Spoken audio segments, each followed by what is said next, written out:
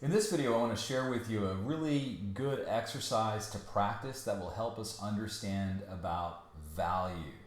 Value has to do with being able to see something that goes from super white to super dark. So think about the grayscale range. You can see that over here, we're going from white to black. We're going to construct something very similar, and I would like for you to practice this on your own time to see how well you can blend your values together. So let's talk about that. Let's first of all put a color for our background that is not white or black. So I'm just going to pick kind of a neutral brown, and I'm going to hold down my Option Delete, and that's going to fill this color in with brown. The reason why we're doing that is because if we're working with from white to black, we want to be able to see what we're actually creating. So I'll lock that layer so we don't accidentally draw on it, and then I'll hold down my Shift, Option, Command, N key to make a brand new layer. Let's start with white.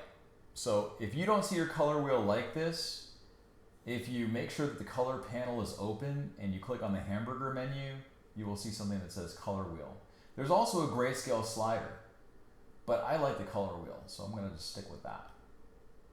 And what we're going to do is we're going to select our soft round brush. I'll just choose the soft round pressure opacity brush, which is built into Photoshop. And I'll start with white, and I'll just go ahead and create a couple of vertical lines.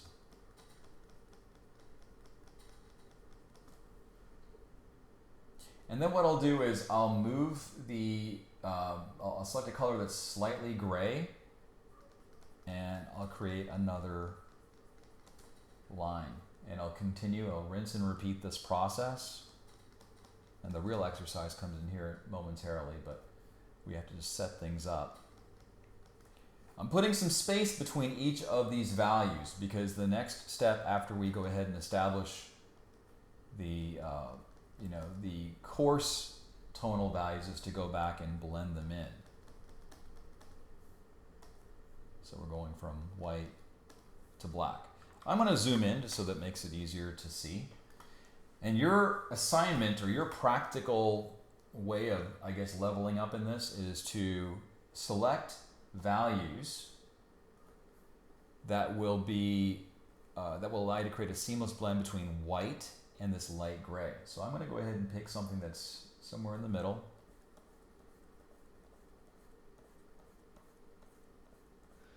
You don't want to see any streaks or lines. You want it to just be as seamless as possible. And it's, it will take a little bit of time.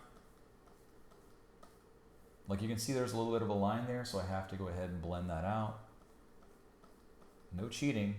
I know there are other ways you can blend things, but this is not the mission, right?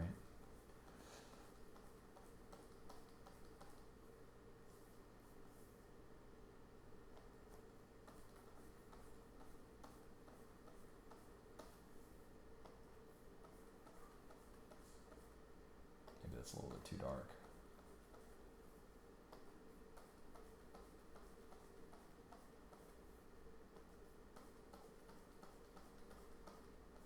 So we have something that looks like this. This is like, it's not fully blended, but I'm going to go back with my brushes and I'm going to refine this. So again, I need to just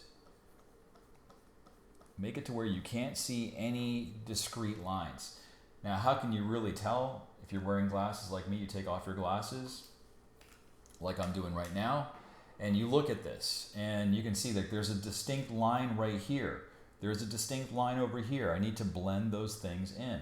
There's some discrete lines or values over here. So I want to eliminate as much of that as possible. What you're doing here is you're showing a value gradation between light to dark. And it will take you some time, and that's okay because you know what? Good things take time.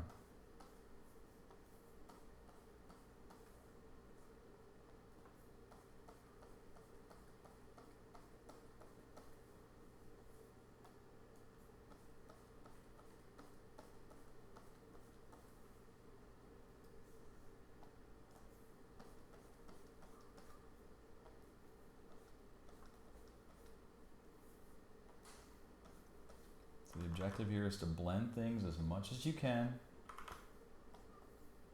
and develop your sense of color.